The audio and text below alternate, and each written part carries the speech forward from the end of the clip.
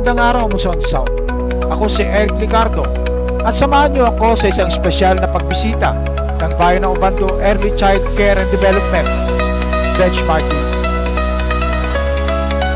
Bumisita sila sa lungsod ng San Jose del Monte para masaksihan ang benchmarking activity ng mga child development workers mula sa Bayan ng Obando, Bulacan. Layunin nila na matuto mula sa ating mga best practices sa early child care and development programs, lalo na sa mga daycare centers na may Level 3 accreditation. Magandang hapon po. Sa Reggie Cabucos po, ang MSWDO Head po ng Bayan ng Obando.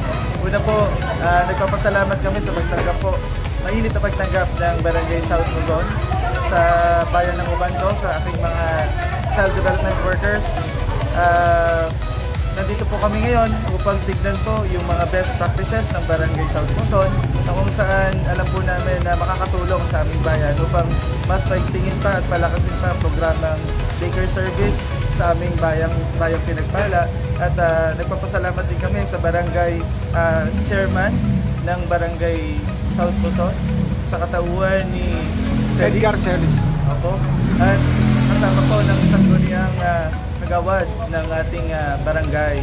Nawa po, sana pagpatuloy po natin ang pagbibigay ng magandang serbisyo at paunang mga programa para sa kagalingan po ng ating daycare service. Sama-sama po tayong paunlarin ng ating mga kanya-kanyang barangay.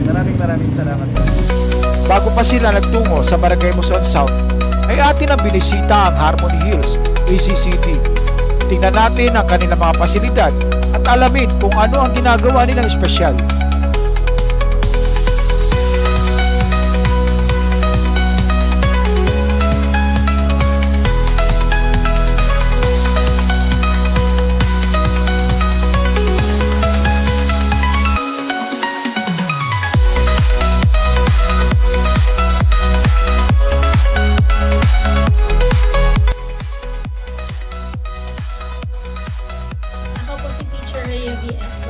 ng Harmony Hills One Child Development Center, isa pong lingkod daycare worker ng Muson. Noong nakaraan pong November 24, nagkaroon po ng accreditation sa mga daycare centers po, at isa po ang aming daycare center ng Harmony Hills sa mga nagdaan sa accreditation, at sa biyaya naman po ng Panginoon, naging level 3 po yung daycare center natin. Level 3, which means isa sa mga may nakuhang pinakamataas na marka ng nakaraang accreditation. Dahil na rin po sa tulong ng mga magulang at lalo na po ng sangguniang barangay, sa tulong po ni Kapitan Edgar Celis at ng aming pong kagawad Sasin, kasama po si Kagawad Au bilang pong kagawad ng mga gawain, na nakuha po ko na yung level para po sa daycare center, kung saan po naganap or nagawa yung mga compliance ng daycare center, kagaya ng pagkakaroon ng karagdagang CR para sa batang lalaki at babae, exit door, extension ng kusina, at pagkakaroon po ng playground dito sa labas. Ganapin naman po ang benchmarking ng Obando, kung saan naman po napili ang Harmony Hills Daycare para po isagawa ito or isa sa mga iikutang lugar dito sa San Jose del Monte, Bulacan, dahil nga po sa loob ng ilang barangay na sumalang sa accreditation, ang barangay Kaypian at ang barangay Muson South lamang po ang nagkaroon ng antas na level 3 sa mga daycare centers. Yan, mapalad po tayo at napili nga po yung daycare center natin bilang isa sa mga kanilang pupuntahan at bibisitahan. Nagpapasalamat din po kami sa ating mayor at sa ating pong kongresista, si Mayor Florida Robes, at kay Congressman Arthur Robes, na siya rin po nagpatayo ng building na to sa kanilang pagtutulungan. Gayon din po kay Kapitan Edgar Celis at sa Gundiang Barangay ng Muson South. Marami pong salamat at pagpalain. Wow! Ang ganda ng programa at pasilidad nila dito sa Harmony Hills. Talagang nakaka-inspire. At heto tayo sa Barangay Muson South. Mainit na pagtanggap ang binigay ni Kapitan Edgar Celis at ng kanyang mga kagawad, sina Ginoong Reggie Cabacos at Ma'am Lea Diaz Lohera. Sa lahat po ng mga daycare workers sa pangunguna po ng kanilang MS, kay Sir Reggie, from Ubando. Ano po ay welcome namin sa aming barangay Musong. Buong pagmamalaki po namin, nakikilala sa inyo ang aming mahal na kapitan, Kapitan Edgar Celis, at ang dati po naming President ng Daycare Federation, Ma'am Helen Celis po. Ilang ka-anim ng mubuo ng sangguniang pangbarangay ng Barangay Musong South. Si Kagawad Aurelio de Monteverde, Kagawad Alex Cran, so medyo malulusog po kami. Si Kagawad sa Sila Store, no? Nasa dulo. So po yung community chair ng social services. Siyang direktang nangunguna dito sa daycare service. At ang aming Committee of Appropriation, Kagawad din ng Rosa. Musong South ay magdadalawang taon pa ng barangay. Kung hindi po nyo tatanong, kami po ay newly created barangay.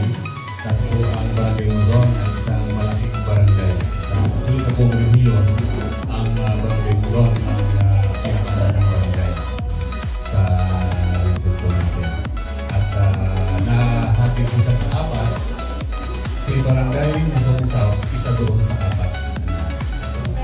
Ang aming pong barangay ay pinakamaraming tao. Yet kami ay hindi ganun kalaki ang aming land area. Kaya mapapansin po rin sa aming lugar ay we are densely populated talaga. Marami kaming tao dyan. So pagpunta natin siguro sa daycare center ay magdadaan na. Kasi ito po ang pinakamalaking relocation site ng City of San Jose Monte. Dito po sa barangay namin. Pabrika po kami ng bata. At siguro doon sa pagpunta natin doon ay hindi lang kayo, hindi kami rin matutulong sa inyo. Sa mga ibabahagi po dito. At naniwala naman po ako na walang monopolyo ng kagalingan. Hindi may ding best practices siguro sa barangay rito at din naman po siguro sa barangay po dito. At yun po ang bahagi na kung saan excited kami na matuto rin mula sa inyo. Bagong barangay, nagkakatulong-tulong kami. At sa kapay ng aming kapitan, ay talaga naman po nagagawa namin lahat ng aming mga tungkol dito sa inyo. Kaya po, kami magpapasalamat, napili nyo ang aming barangay na makita at magalaw dito. Kami po dito sa barangay ay welcome po namin kayo dito sa aming barangay. Always welcome po ang mga bisita po namin na galing sa mga iba't ibang bahagi ng Bulacan. No? So, sa daycare naman po, lagi nakasuporta ang samilian para po sa mga maliliit na mga chikating na barangay po namin, lagi nakasuporta ang barangay po.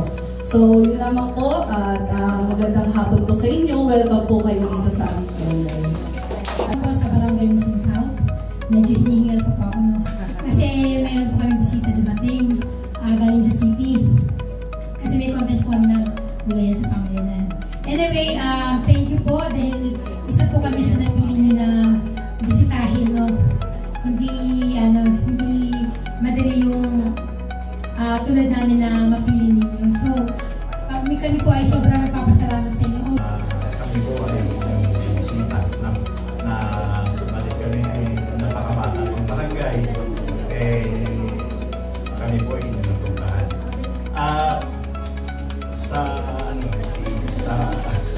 Sa pangumulit po na kasama ng kagawan na matugunan ang pangangailangan ng ating mga legal teacher. Kaya po naging successful naman. Pagkutunaw at sa tulong na mahal na kapitan. Sana'y maging kapaki-pakinabang ang kanilang pagbisita at natuto sila ng maraming bagay mula sa ating mga best practices dito sa San Jose del Monte. Muli maraming salamat po. Ito si PIO Eric Ricardo, WeCare, Celis at Your Service, Musong South Public Information Office.